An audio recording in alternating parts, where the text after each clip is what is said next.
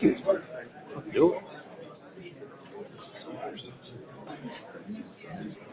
Ladies and gentlemen, thank you. I want to welcome Dan and his staff here today. Thank you all for coming, and thanks to you all. This is a new thing for us to have the director come and talk to both of our environmental committees. Hopefully, it'll become an annual event. And Dan, without further ado, Hey, Andy, thank you. Hey, I appreciate that. I warned them. Yeah. Okay. Yeah, good crowd. Good morning. My mic is on, but it doesn't project in here. It just projects over there. And so those who aren't in the room can hear me. I hope. They will let me know. Can you hear me in the back of the room? Now, I think I'm only allowed to move between here and here, which is going to be a bit of an issue for me, those who have worked with me before, because I like to go to the back row, because you guys were the first ones here in the room. Right? I know how that works. Those that came early sat in the back, and so I'll just do this for now. I won't lose them, because I got to go back and say hi to these people, because there's always a reason why you sit in the back. So stand up and introduce yourself. Greg, where are you from? Schrotzen Cone. Greg was here early, and I'm glad to see you were on time. So, all right. I had a lot of fun with my employees this year. I did that. We had, I don't know how many meetings we had. We had 22 meetings. I had 1,100 face-to-face conversations with the DEQ staff. And it would be groups about this size, and we did that. And so everybody would stand up, introduce themselves. They would tell me, where they were from and how long they've been in the department, what they worked on, and then we got into an issue. So I'll talk a little bit about that. So good to be here. Andy said to do 3 things. Andy knows me. He's heard this: be bright, be brief, and be gone. So that's my goal today. My favorite, and okay, I got to do questions. My favorite story is I went on. I had 10 minutes, and I had 15, 20 minutes. I'm talking about Michigan and the value of the Great Lakes and 20% of the fresh water, 20, 25 minutes. Randy's heard this story before. And so 30 minutes, the chairman got nervous and grabbed the gavel, threw it to get my attention. It's over. Missed me. And it went right in the front row and hit a lady in the head. I felt bad. I walked around and I said, "Ma'am, are you okay?" And she said, "Hit me again. I can still hear the damn fool." So hopefully that's not what you get today. I'll try to keep it on time. I'm in charge of this, I think. All right, here's what I want to do. This is kind of my State of the Department message. 2 years in, I want to give you, and I don't want to spend a lot of time on it. I don't want to go through a lot of detail, but I want to cover a lot of ground. There's a lot to talk about. 2 years in, there has been a lot that's happened, and I want to talk about it. I want to focus on good government, customer service. I want to get into the policy change, because the one thing we don't do well in the Snyder administration is talk about all the stuff that's happened and changed, and we'll do a little bit of that today. But then outcomes and metrics are important, but I do want to spend probably the majority of time thinking about what we're going to do going forward. I just don't want to focus on the past, and so let's do that, okay? Real quickly, let's just recall. And I'm seeing so many familiar faces. I feel really good about this. So let's stop and let's just go back 2 years and remember where we all came from. You all have been doing this a long time. I have not. So let's just be honest about that. I'm a hog farmer by training, and then worked in industry, and then got involved in state government, ran a department, and then a foundation for 5 years that promoted entrepreneurship, and got asked to do this 2 years ago. Okay? Randy was there. First thing we did was we pulled the department apart, DEQ, DNR, we created the Quality Life Group. Okay? And this is a good team right now. This is a really good team. I think we're doing it as well as any of the group executives because of the quality of this team. John Allen's on board with the Office of Great Lakes. Keith is doing a phenomenal job over at DNR. and Jamie Clover-Adams, who's got tremendous background experience. And then I'll introduce the DEQ team here in a bit, but I'll hold that off. So we feel pretty good about where we are right now going forward, okay? All right. Let me just say something about the governor. My staff gets tired of this. They got a game they call bingo. They play it because they hear me say the same things over and over and over again. So here's a bingo. My third governor, started with Engler, stayed on with Granholm, now I'm with Snyder. Here's what's refreshing about Snyder. He comes from a business perspective, and so he's got a business orientation. So we're managing that way. I can speak to it. I worked for 2 other governors. We didn't manage that way. Okay? So we're doing good government. I just stepped on you. We're doing good government. We're measuring things. We're engaging our employees. We're doing strategic planning. So there is a real business orientation. Snyder has set the tone for the DEQ in this respect. We don't have to spend a lot of time on more and better jobs. We know that's where the governor is. We know that's his focus, and we know he's accomplishing a lot. The business community certainly gets that. Go across the street, see who's over there right now. Single business tax, personal property tax, right to work, regulatory reform. On the agenda this year, you're going to hear about education, you can hear about transportation, you can hear about talent. I mean, that is the business agenda. And it's getting done. What is unique, though, about this governor, and we talk about it all the time, thanks, Brad, is protect the environment is on the card. So we do have our own responsibility, and you'll see some of that if you read the governor's special message. I'll talk about that. Okay. All right. Let me just spend a little bit of time on where we've gone internally. I want to focus on the good government piece, and I'll hit some highlights. And then I'm going to do the policy change, and then we're going to talk measurements, metrics, and we'll open up for discussion. Okay. So that's where I want to go. This is the old DEQ mission. This is what we had on every floor on the walls as you walked into the building. I'm not even going to try and read it to you, okay? So we went through comprehensive strategic planning. We had 10 items to consider. We had to get the mission right, our guiding principles, our outcomes. We had to move to, again, metrics and measurements. Then we went into organization. We moved down to giving our employees the tools to do the job. We looked at the policies, both big P, how are we going to affect policies that affect our mission, and then the little p, how do we do our job? Then we got into issues like telling the story. I mean, those are the categories of getting the mission right. So one of the first things we did is we simplified the mission. It's not that complicated, okay? And so the Michigan Department of Environmental Quality promotes wise management of Michigan's air, land, and water resources to support a sustainable environment, healthy communities, and underline a vibrant economy. That's what we should be doing. I like talking about this. This is what we do. I talk about this a lot. Again, bingo. You've heard me talk about it before. You're going to hear me talk about it again. I say it internally. I say it externally. We do 3 things. We're going to be leaders in environmental stewardship. That's what we're going to be known as. We're going to be a full partner in Michigan's economy. We're going to define ourselves in that role, and then we're going to provide excellent customer service. That's what you guys talk about. So industry does.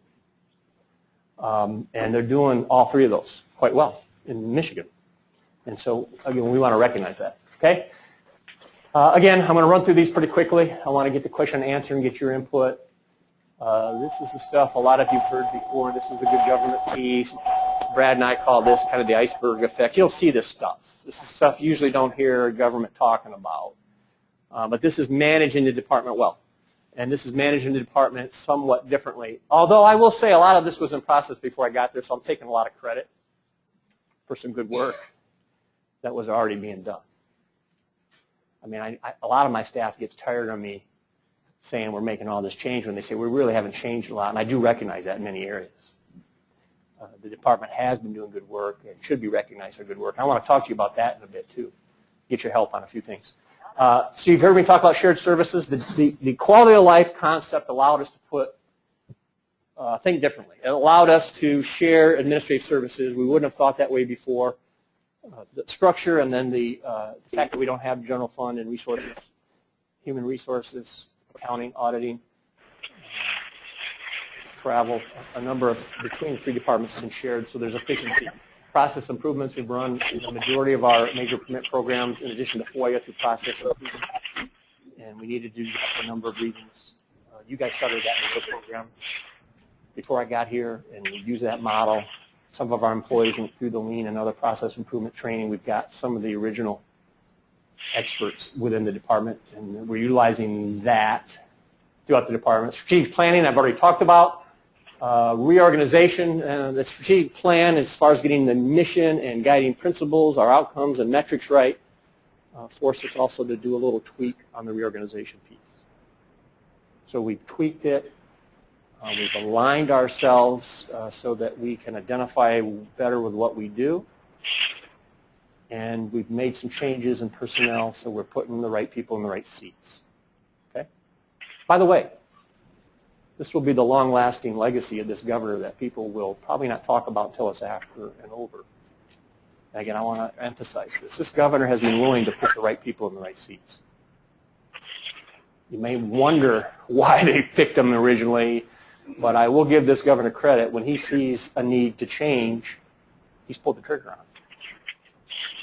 And again, from my perspective and experience, that wasn't done in past administrations. I want you guys kind of watch that going forward. I think that's a unique piece that this governor's doing. And so we as managers need to think about doing that too. And so I'll talk a little bit about that going forward. Collaborative stakeholder initiative, how many people participated in that? A good number of you, so you know what that's all about. That was reinvention, redefining the remediation program. I want to give Ann Couture a lot of credit for her leadership. Bob Wagner, stand up. I want to introduce Bob at this point. Bob is the division director as of yesterday.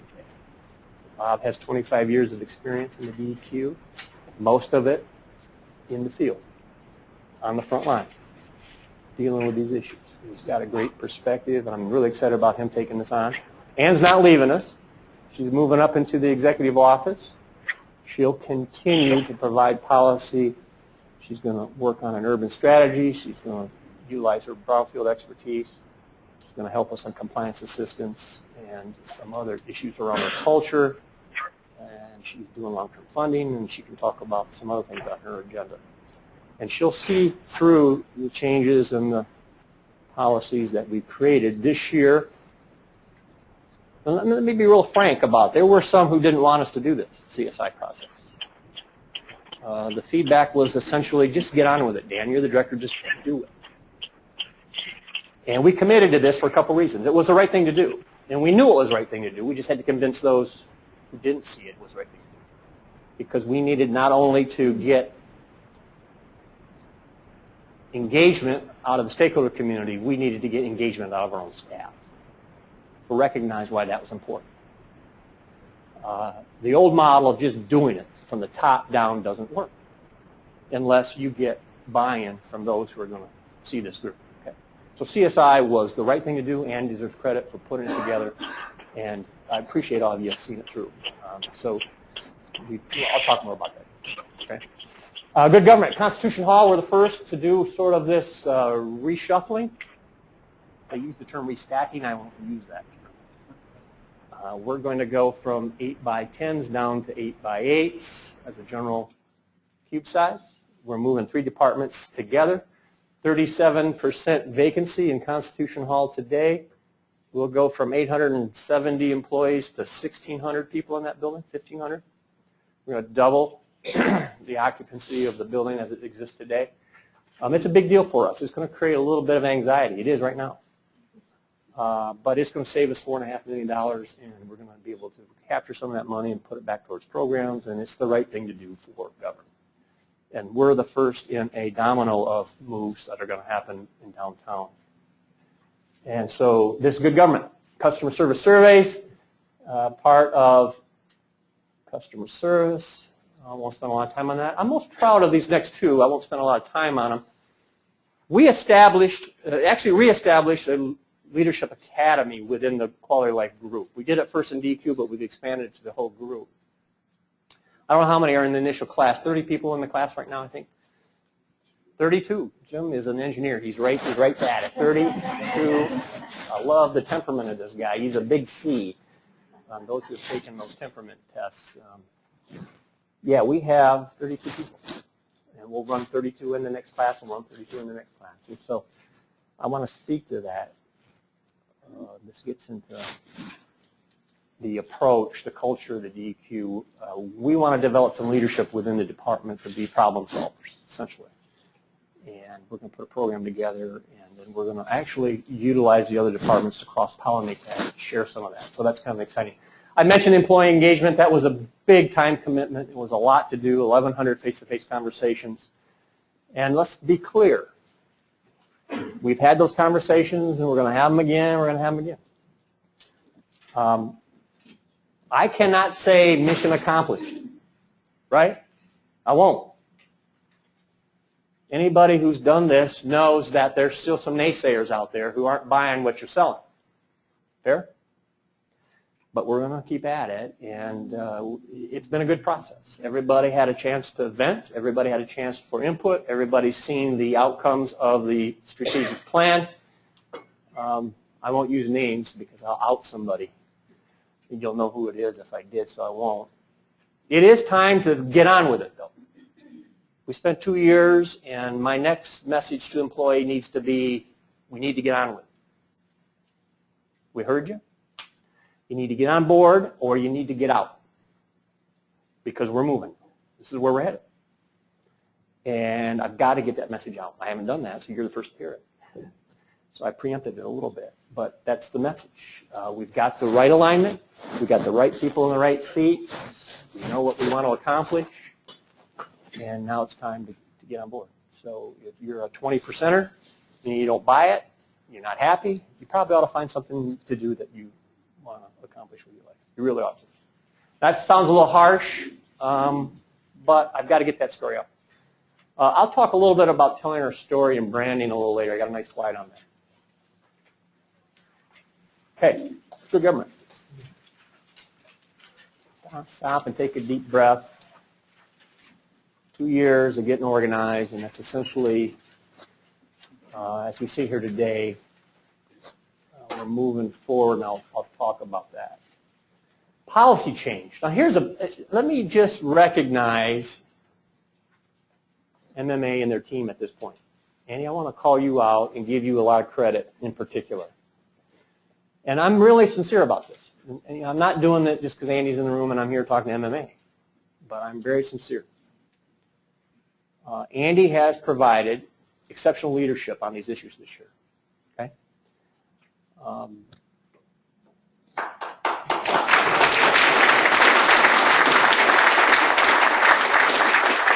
We work with a lot of stakeholders. I had 700 stakeholder meetings. I tried to match the 1,100 face-to-face employee conversation with stakeholders. Didn't quite do it. But here's, I'm just, again, going to say it. Andy's approach has really been positive. At a time when we were running hard to do a lot, at a time when we were doing some transitioning between Randy and between Jamie and to Madhu, and Andy was always positive throughout that and always brought solutions to the table at a time when we were trying to keep up with everybody. And so there was a lot done, and a lot got accomplished. And we didn't always have that kind of relationship with other stakeholder groups, but we do with MMA, and it was because of Andy's leadership. So I appreciate that, Andy. It's great. So ORR, let me just go through them. 77 recommendations. Andy served on it. Dave Fiedler gave me the message today. I better grab my note. I'm not a C. I'm an S, so I'm not very detailed. So you guys, let me give you this. I don't know if I have it actually. But this is good stuff. Okay, OR, 77 recommendations.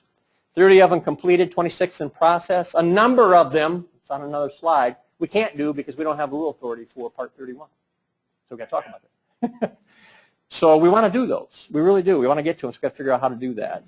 So we're moving ORR. It's a top priority. That's regulatory reform. So it gets into the, again, business agenda. We'll talk about protecting the environment later. We're not giving up on that. They're not mutually exclusive. It's not all about business. But this is big. It's going to make it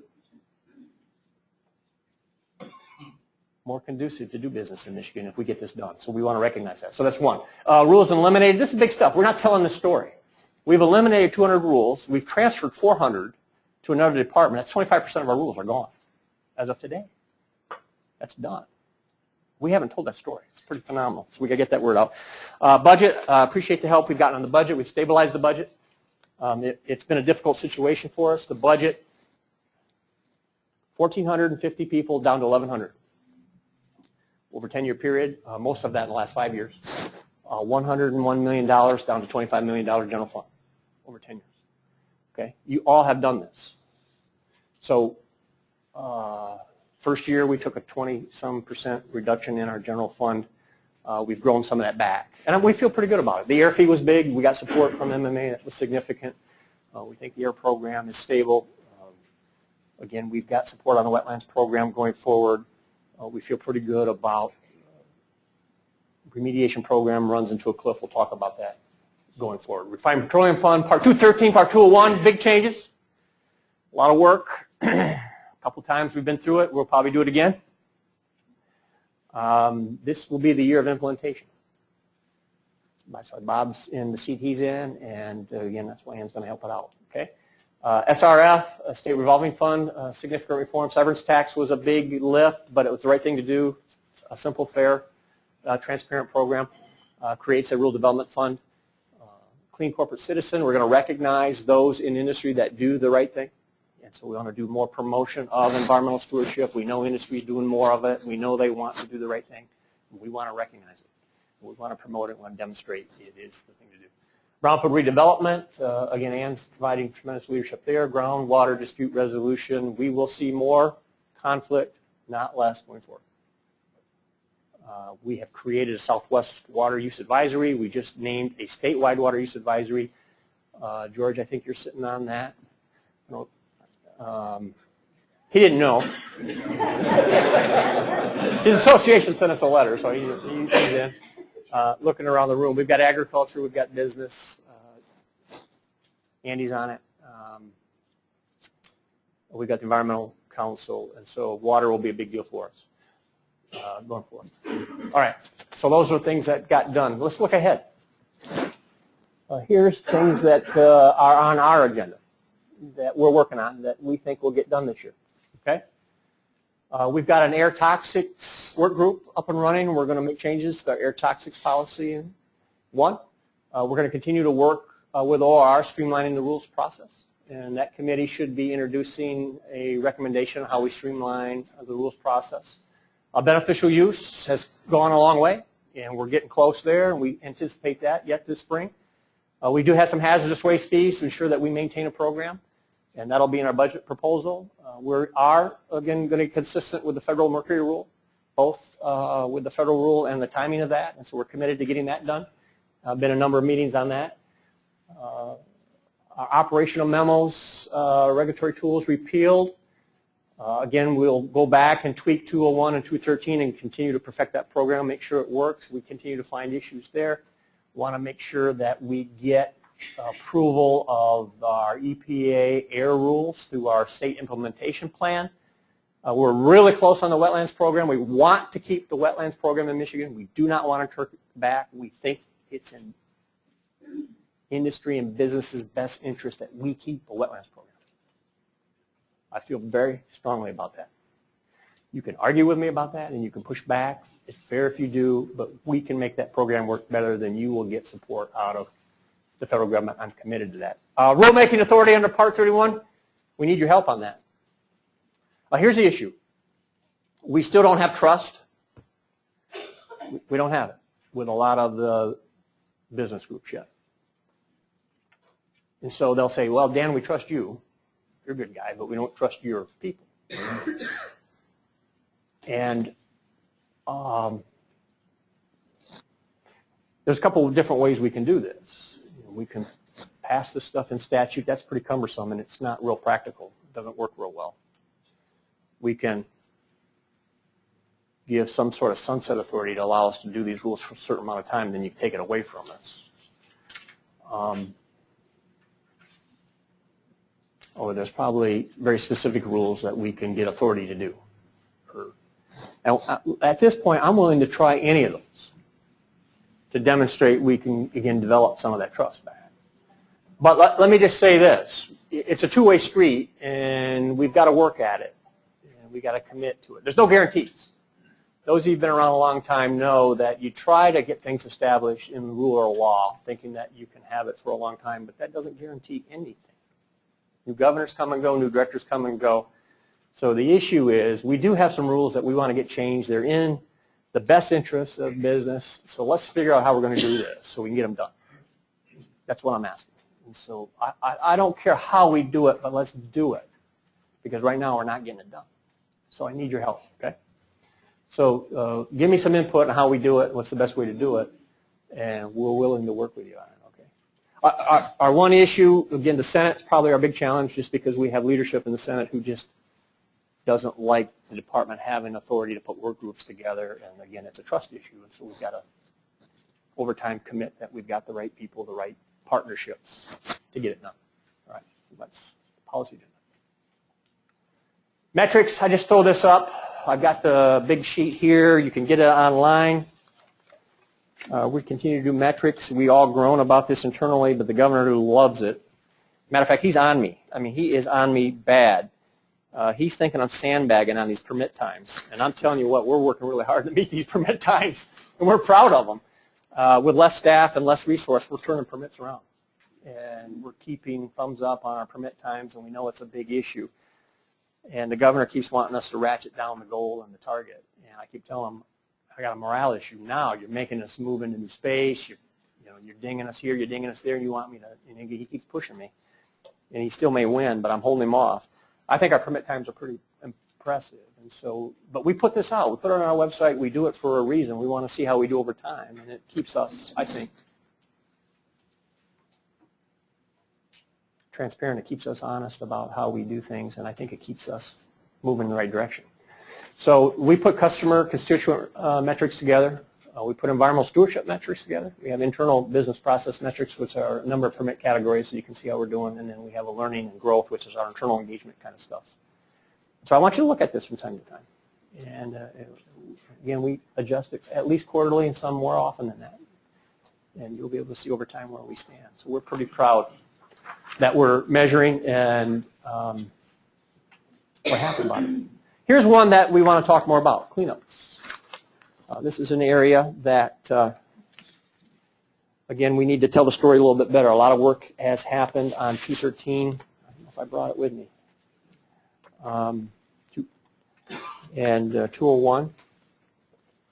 I've got a sheet here, and I'm not going to go through these numbers other than to say we've made progress on closed low-impact spills.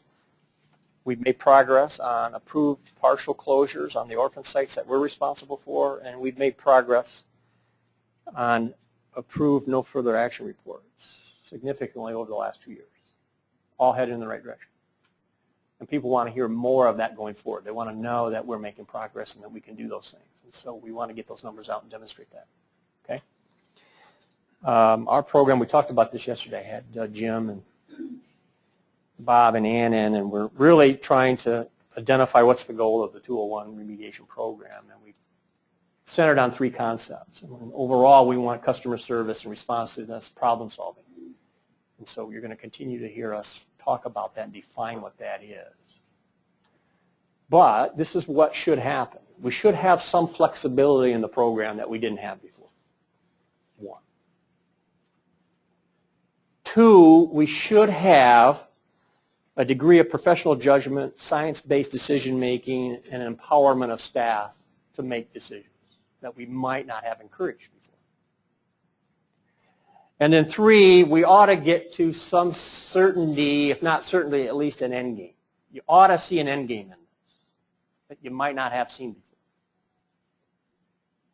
That's what we'd like to have happen.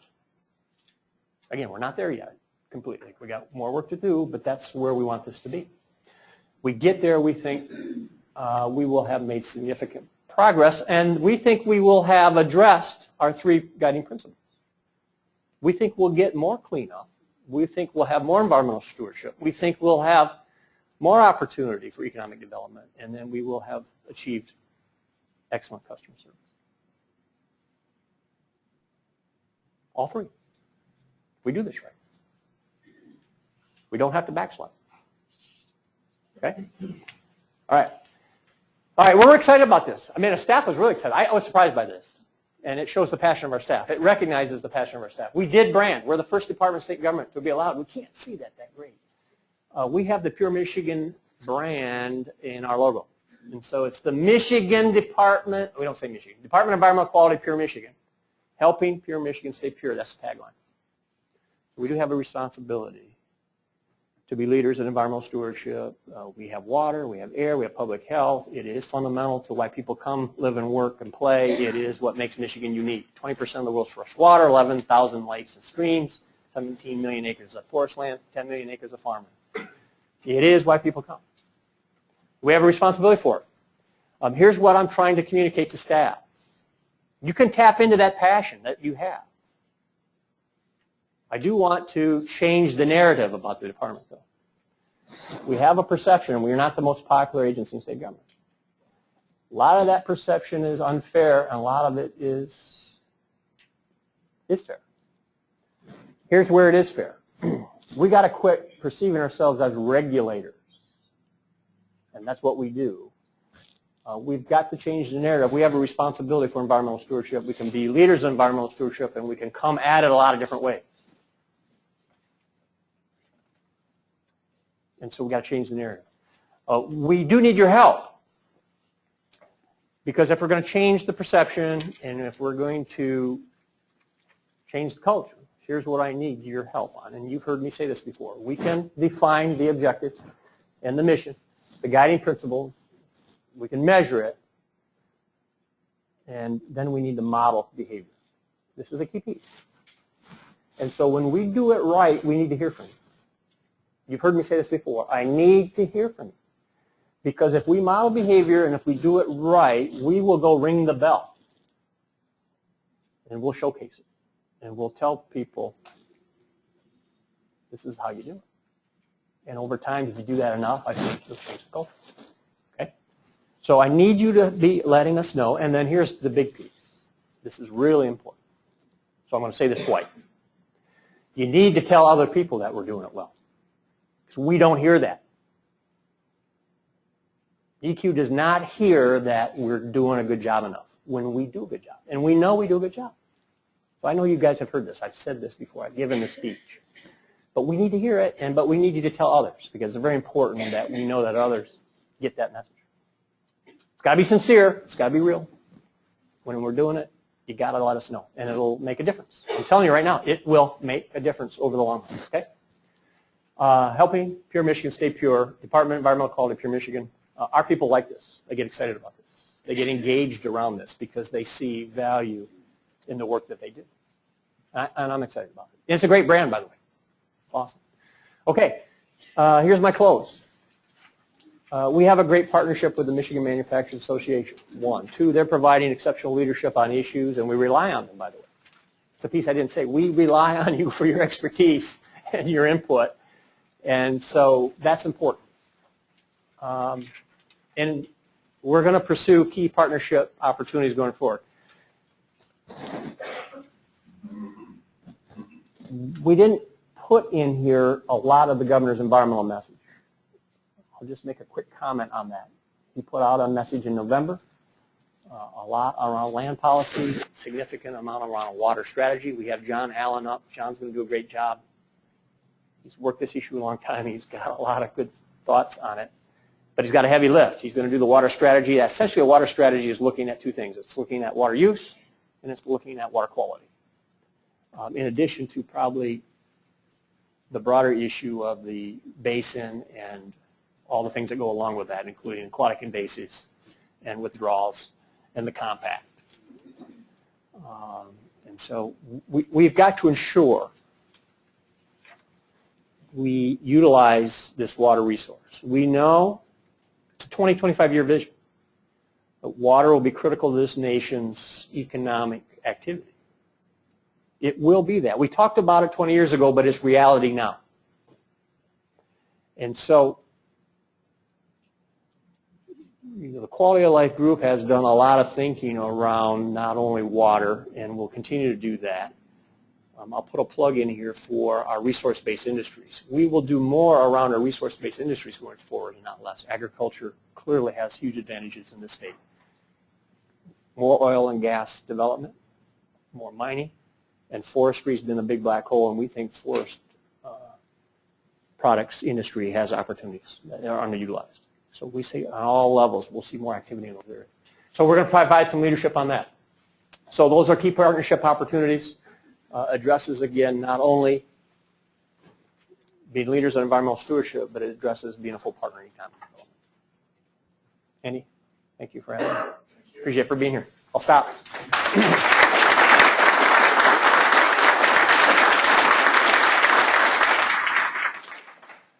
Take some questions. I think that's next slide. There you go. I'm done. What I'd like to ask you, those of you who want to ask a question, raise your hand and I'll put this mic in front of you so the people on the webinar can hear the question. Any questions?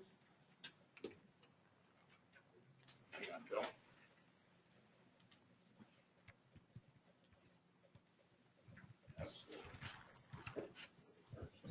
Thank you, Mr. Director. A quick question around funding going forward, the balance between fee-based funding for the department versus general fund.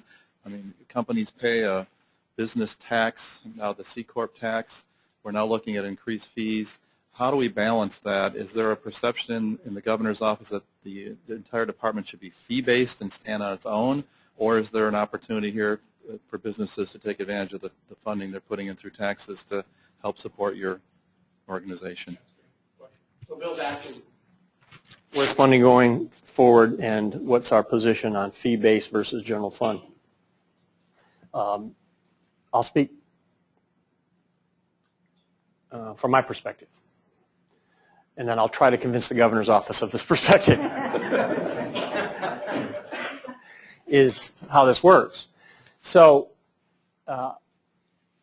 my perspective is we cannot and should never go to a total fee-based program. I don't think it is the right policy for a lot of reasons. I think it's the wrong incentive, and I think clearly the general public should contribute to some of this work because it benefits the general public. It's not just. So I don't think we should ever go to the extreme of it being totally fee-based program. Now, with that said, let's be honest and realistic about the decline of general fund over 10 years. There was no general fund. So to go from a $101 million general fund down to $25 million over 10 years meant fees went up to keep a certain baseline of, but that still was with a reduction of 350 employees. It wasn't like the department didn't take a hit, and those employees are not coming back. We're not billing them back. So we got to figure out what's important and how we do it better, and to a large extent, to the staff's credit, they're figuring it out. So specifically, would we support general fund increases? Absolutely. Have we gotten general fund increases? Yes. The governor has supported us. For the first time in 10 years, we got general fund increases last year. We got a general fund increase for our wetlands program. We got a general fund increase for our drinking water federal match. We got a general fund increase for I think our water conflict program, and I think there was one other, and I'm forgetting it. Yeah, I mentioned wetlands. So that was helpful. We didn't have to go back and raise fees.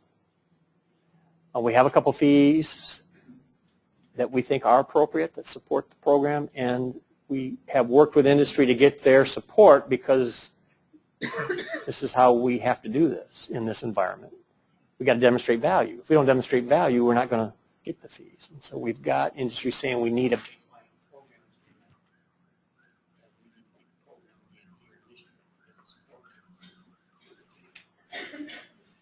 Another question? Not too technical, Dennis. I'm in trouble now. I got Jim here. That's why I brought Director, the ORR program to identify needed program changes has worked real well. Although we've identified the vast majority of issues that should be addressed, there's probably a couple that we missed. Is there any mechanism to identify other issues? That's a good question. Can we do other things? other than what's in ORR. And it's important that we think about that. We have a lot of things we'd like to do too. And so look, ORR, I wasn't real convinced it was the right thing to do, but I am now. It's like the governor's special message. I thought, wow, terrible time of year, and why are you doing it? But it was actually the right thing to do. And here's why it was the right thing to do. It was a very efficient process, and it put a lot of things on the table very quickly. And so I like this governor in this respect. If it was left to me to do, I wouldn't have gotten to it until today. Let me be really honest about it. It would have taken me 2 years to do what we got done. 30 rules have already been eliminated, 20 some are already in process, 200, it got done. So a lot of people didn't like it. It wasn't balanced, it wasn't enough input, or not enough engagement, yada, yada, yada. But it got done. So there's some warts in the process, but we made significant progress. I like that. 1. 2, yes, we can go forward and do more, and we need to. And so we're committed to that. We mentioned CSI, but the only way I know how to do this from my experience is through partnerships and collaborations.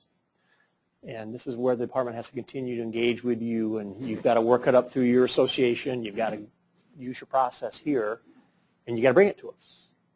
And so let me at this point introduce people I should have introduced in the beginning so you know who they are, because this is who you need to talk to, and they're in the room. Jim Seigel's our chief deputy. Jim, he's the rock. He's the stable guy. He knows the programs. He knows the people. And he's really passionate about the people in the organization. And so you got to give him credit for that. He really supports the department. Okay. Ann Couture has been working with you for a little bit. She's back in the executive office. And I've already introduced Bob, who will do remediation. But Madhu Anderson, you might or might not know. Madhu, stand up. I'm going to introduce Madhu. Madhu is not new to state government. Those who have been around a while know Madhu. And she was deputy treasurer and acting treasurer of the state of Michigan for a while. And I was able to, I don't know how it happened. How'd you do this? Why'd you do this? Some days I would. Less. Madhu's director of policy for the DEQ. And I'm asking Madhu, who's got a nice group, Ann's with her, Dave Fiedler's with her, Jim Goodhart, who used to be executive director of the MUCC, is with her. So we've got a nice little group. And you're going to see a lot more of these two in particular, because their charge going forward is stakeholder relations, and this is a long answer, but the simple answer is to get to you to see what's next. And what do we need to keep doing to keep making progress, because it's not over. And once we get this done, we got to do the next one. So these are the people, and you need to, it's a two-way street. Come to them and they'll come to you. But let's work in a partnership and let's commit to that. So I'm kind of surprised when you said this was the first time a director has done this. Yes. We've had directors drop in on our meetings before, but this is the first time that I am aware of that we've combined all of our policy environmental folks, both air and what I call the W committee. You know, that's water, waste, and whatever. I'd like to commit to that. But seriously, this is the first time, and we're hopeful that this will be an annual event, so you can come over and listen to us and tell us what you're working on and what we'd like to work with you on. Yeah, well, let's think about how we do it next time, because it'll just get old and I can't do what I've been doing. But let's make it Sure, value. we can do that. Absolutely. And by the way, and thank you, because your key staff people in those discipline areas do come to all of our meetings. And the reason our air meeting is so successful is because Lynn Fiedler and Vince show up and talk to us about those issues directly. We have an opportunity to air our concerns. Madhu has been coming to all of our meetings. Ann has been coming to the meetings. Bob will be coming, I'm sure.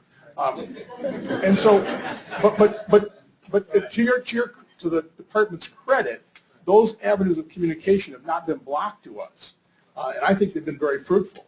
I want to make a point. You do this better than anybody. So this is real. Here's what Andy does, and this is what we need to do a better job of. We don't do this as well as I've seen in other departments. You meet with directors and the deputies, so we've got to move that down in the organization. I'm with me. And District people just certainly don't like to see me. I know that we have a phenomenal stable of district coordinators. I mean, these are good people. And I got to get them here in front of you, one, and two, I got to get division chiefs and assistant division chiefs. They do it. I know Lynn does. She's one of the best. But I got to get the other ones out a lot more. So they're here and directly from you, and you go directly to them. I like that. I'm not opposed to it. I know. Yeah. I only call you when I got a real big problem. Again, you know, they're the ones that actually consult. Absolutely. We got a question here. Director, you touched on the wetlands program and the status. I believe it's been about 3.5 years since Governor Granholm mentioned that the program may be pushed back to the feds. It seems that it's put that program in limbo, especially with the jurisdictional wetlands and the difference between the feds and the state. Can you give us an idea of where this program is going and what's being done by the DEQ? Yeah, yes and no. Remember what I told you? Remember when you said you were going to come to the wetland advisory group meetings? Yeah. I said, well, that would be a change because we can stop talking about the director and we can start talking to him. Yeah. I'm not going to be able to talk about the detail other than big picture. Maggie Datema and Kim Fish in particular are really our experts on this. But we've made significant change in that program with respect to what's in legislation proposed. We got real close on it. And we've got pretty much 2 years of study. Legislative created panel to streamline it. Gives us, again, more flexibility, more options. We're trying to give options. We're going to preserve wetlands, but we're going to allow you to mitigate through banking and other things that you didn't have options before. So we ought to give you a menu, again, if you're going to go in and develop a wetland, rather than just saying no, yada, yada, yada. There's a whole series of things that you can make decisions on. It'll give more certainty and more flexibility and more permit categories so we can streamline the process. We still own it. Still Michigan's, and it still complies with the federal law. I'm going to, again, say it. We've got everybody on board except the Farm Bureau. And so the only group that hasn't yet accepted what we proposed, and you'd think I could convince the Farm Bureau of this, being that I was Ag Director for 9 years and I'm having trouble. So we're going to arm wrestle this a little bit. I'm going to take them. But we're doing some really creative stuff. We're going to allow development of blueberries where blueberries were never allowed before. And we're just going to again, do it in a way that we're going to preserve wetlands and not lose them. But we're going to allow it to happen. And we got to go to EPA and get their buy-in on it. I think we're going to get them. I think EPA sees it. And again, we're not going to violate the overall intent and put the program in jeopardy, and it will be a better program for me. That's the big picture. Andy's better able to speak to it than I am on some of the details. But utilities seem to like it. You've identified the barrier well. It's the Farm Bureau. Seem to like it. I mean, it's a tough program. You deal with private property, and you're saying no to people at times. But there are options. Doesn't mean you can't develop a lot of wetlands. It's just like go up and having some certainty about it. Other questions? Hi, Dan. Greg Ryan from DT Energy. I guess you had asked for, when you're doing things right, let you know. So I'll give the department kudos on the recent court decision that just came out at the end of December on the Monroe permit, where the court upheld for the second time the Monroe permit that was issued by the department to DT Energy. And that's to us that there was a lot of work that went into the permit on both sides of the table. But I think there was a lot of the fact that it's been upheld a second time by the courts is really really says something about the quality of that permit. I appreciate you saying that. Thank you. I want to comment on that. I learned something about our staff that I like. They're pretty proud group. They take a lot of pride in those permits. Some people get a little ludicrous sometimes because of that. But let me speak to the value of quality permit writing. What you just said. I can't tell you how many times we've been put into court situations. I'm new to this. I don't like getting sued. Getting sued a lot. I don't tell my wife how many times. Oh, that one time. I'm personally named in these lawsuits. I'm on the list. No, I can't do that. Okay, risk. And I feel pretty good, though, that we're standing behind a lot of this and doing things right. And I just assure that we had some experiences in the Upper Peninsula. Mining operation is pretty complicated. And just a lot of times we just do yeah.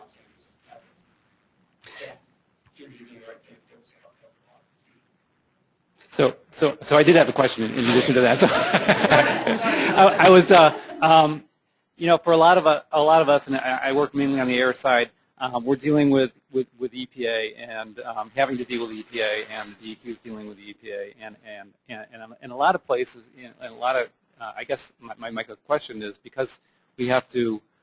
Sometimes the EPA is almost the enemy of both, you know, the enemy is probably the wrong word, but, you know, an adversary for both DEQ as well as the business community. And I'm wondering what DEQ is, you know, if is there any kind of outreach to the EPA, or how can the regulated community, and how can we as partners work with you guys to help maybe get some of these things that we're all really very frustrated. And you pointed out the one goal of the EPA approval of Michigan air rules under this, you know, that are in the SIP. So, great question. How do you influence EPA? How do you change EPA decisions? How do you develop a relationship? All that. Here's what I do know, and here's what we're working on, and then we need help, right? So we do know that Obama won. We do know that Susan Hedman's coming back to Region 5. We do know that Lisa Jackson's gone. And we don't know who's coming next. I have any insight into that unless you guys do. I don't sense it'll be any different than Lisa Jackson. If it's something McCarthy, what's her name? If it's Gina McCarthy who runs the EPA, I'll be very unhappy. Okay? I'm naming names now, sorry. Because we will be having a lot of issues in the Midwest if she's running the thing. So we are developing a relationship with Region 5. Jim and I and others go in on a regular basis. I've had the opportunity. Anybody work for Dow in the room? Oh, yeah, you guys are. We've worked some things out on some issues that have been positive. And because of the relationship, and I want to be real clear here. I'm not going to bash EPA just to bash them. I'm not going to do that, because we have some issues we need to work out from time to time. I got some issues in the UP right now on wetlands that I'm going to get their help on because of how we've dealt with the EPA. Now, when we need to go after them, we should. So we need to think about how we do it strategically and how we be smart about it. And if we're smart about it, we need to get organized and we need to know what our position is. And you guys, again, this is where I need your help. I think we happen to be fairly strong in the air area. I think Vince and Lynn, and we run pretty deep in the air program. I feel pretty good about that being 2 years in, that they have a good sense of what we should be doing, and I think they're really solid. I'm taking Lynn with me this year to a national meeting because of this issue. We're going to Arizona in March, and we're developing a relationship with all of my counterparts in the other 50 states, but in particularly, think about this, we're developing a relationship within our region. Now, this is a good thing. Our region is relatively like-minded right now. Ohio, Tom Easterly just got reappointed as my counterpart in Indiana. He's the dean of environmental directors in the nation, with one or two exceptions. Having been there 8 years with Daniels, and now he's been reassigned to the new governor. That's a good thing. We've got support in Wisconsin. Minnesota's a little goofy. Illinois is unorganized. But Susan Hedman now has to respond to that. She didn't before. So when the region shows up, guess where the region is? Where Michigan is. And so that's a positive thing because she has to react to that, and I think that's anyway, long answer. We need to know what the issue is, and we'll take it to EPA. That's the short. I'll get better. Got one back here. Dan, Steve Cole from Warner Norcross. On your 2013 agenda, you highlighted air toxics. Yeah. And Andy, curiously, before you arrived, also highlighted air toxics. Right. As an MMA agenda. Right. Can I take it that the goal of the department would be to have a you being cute with this question? by the end of 2013. Can I tell you why you're being cute with this question? Sure. You serve on the... Yeah, I do. And I just want everybody else in this room to be the same page as me. Okay, yeah, thank you. So you're giving me a softball. And then, and let me just echo Greg's comment that I do think the department needs to explore opportunities for stakeholders to be involved on some of the SIP issues that are critical to both the department and stakeholders. Thank you. I appreciate the question. I'm serious about our toxic change. Are we going to pursue it in a rule package? And the answer is yes. So we put together a committee. We got to get it right. It was a rule, it was a recommendation of ORR. The recommendation was pretty broad. It's a pretty complicated issue, and so we put together, let me put it this way, I think we put together a really good advisory. Steve's on it. To get input on how we get that rule package defined, and we're going to move that forward. So, Lynn, you want to comment on that? Lynn's on the front line of that. Doesn't work. Oh, yeah, I'm sorry. It does project. You're right. No, you're right. There's an audience outside. Project too well. Okay, the air toxics rules, we have a subcommittee working on that, and I've given them a deadline to have draft rules by August 1st.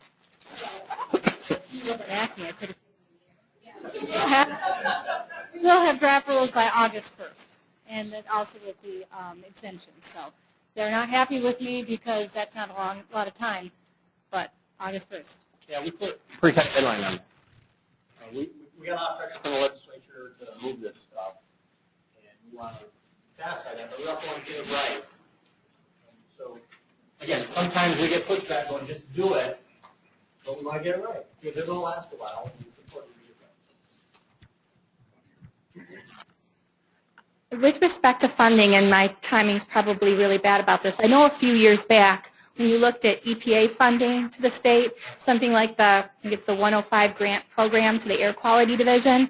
If you look at the way that Region 5 allocates money, it's not like by population or industrial sources. Is there any thought of maybe looking at that and going to EPA to make sure that Michigan gets its fair share? I don't know the specifics of that. Lynn, do you? The answer is I'm open. There was one, I was trying to hide in the back. Did you notice that? Back corner, and it didn't work, obviously. But yes, the answer is we work every year to try to get these grants reallocated. EPA has this, I'll use a good, let me find the term, a complicated process for doing that, and there's going to be states that are winners and losers. Some areas we win, some areas we lose. We don't get as much money as perhaps we should. But you've got to remember, some states aren't going to want to give away that money. So it's slowly going towards and we adjust our activities according to how much grant we have. Yeah, we're watching closely. I mean, I think we'll see reduction in resources out of our government this year. I just don't see any other way. I think it's part of what will be the outcome. Less spending, I think EPA will be impacted. I think EPA will address categorical grants first. I don't think they'll take it out of the program. So I think we're going to get hit. We don't know how bad that will be. Clearly, this first step in fiscal cliff was a positive step. The next step will be some level of impact. One here. Hi, Dan. Anna Mayuri with Motor Canfield. I just want to say, in the last 6 months, we were heavily involved in obtaining a major air permit for one of our clients, and I will tell you, we had a fabulous experience with your staff. And I really want to commend the efforts of Mark Mitchell particularly, and Annette Switzer, who did an outstanding job with us. And that permit was issued last week, so we're delighted. On a wholly other aspect of it, I just want to ask, with respect to wetlands, what is the department doing to encourage mitigation banks and help get access to them? Yeah, we proposed actually a full-time FTE that would do nothing other than go out and sell the program proactively. So we haven't been able to put that person in place yet, but our desire is we'd put somebody on the road that all they would do is talk to groups like this. Because here's my frustration. It drives me crazy. crazy. And I've had more conversations around the wetlands program than any other program. I don't know what the law is. I didn't understand the law. I'm not, yada, yada, yada. And we're sending enforcement letters out, and then we're taking you to, whatever. And so I got to go out because the legislator calls me, and we've got to be proactive. And I didn't know what the law was. My local unit of government didn't tell me I had to do yada, yada, yada, yada. So enough. So at a minimum, everybody's going to understand what the wetland law is before I'm done. So you can't say you didn't understand it. 2, then we've got to promote what the alternative and options are. So mitigation banking is a key option, and it should streamline and give you, so you can know the cost of developing. Do I want to do, do I mitigate at the state level, or do I want to invest in a bank and just get on with it and just go do it? That kind of thing. Why don't you mention that, Jim? Yeah,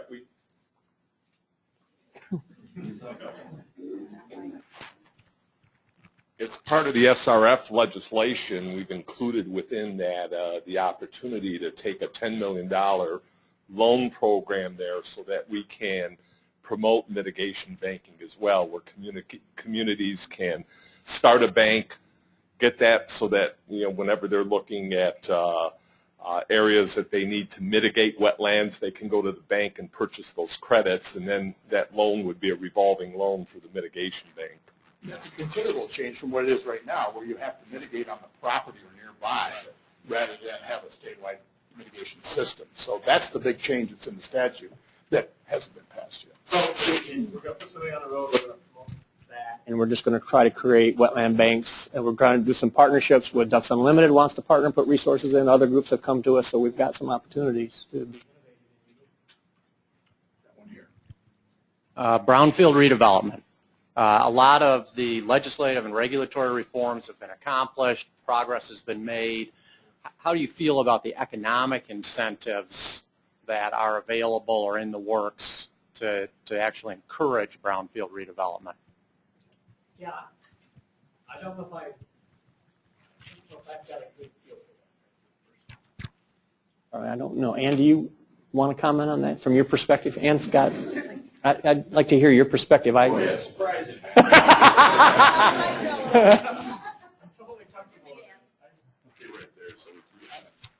Okay.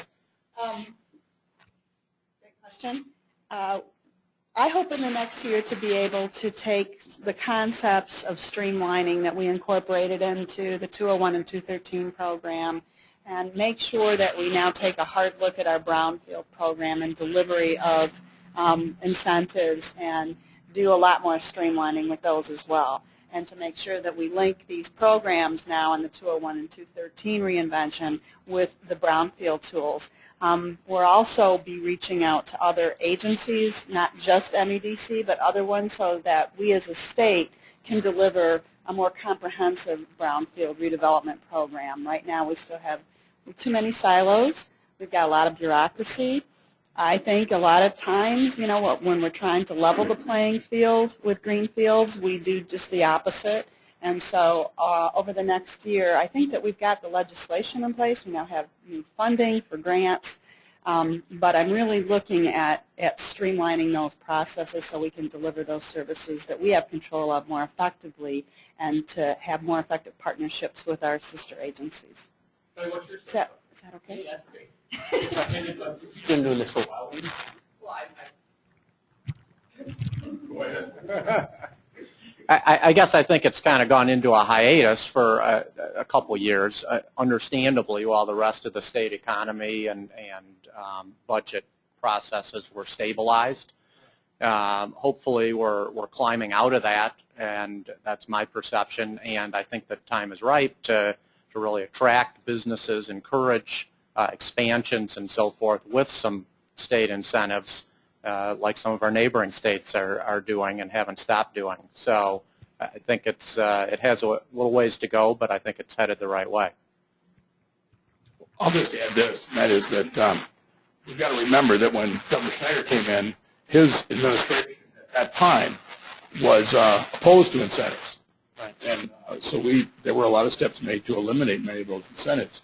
However, We at MMA have been urging him to rethink that, and we think he is in many areas. And I think the brownfield redevelopment area is one of those areas where he is rethinking, or his administration is rethinking that. So it wasn't all done by the department. It was done by an administration who had made a commitment to eliminate many of these incentives that were widely used, in some cases effectively, in other cases not so effectively. So I'm going to ask Ann to poke around with MEDC on this, just because they really are we have a role and we have a program, but MEDC has a big influence over this going forward too.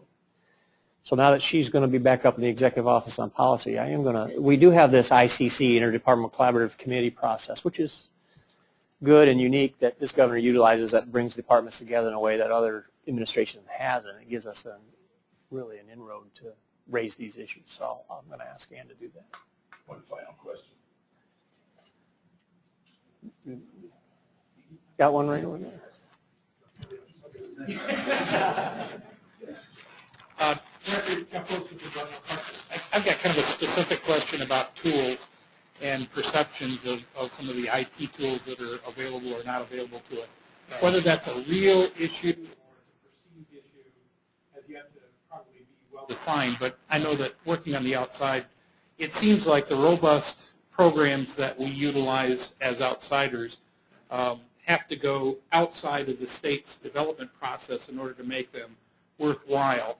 And then we run into a roadblock that they can't be supported afterwards because of program deadlines and cost issues.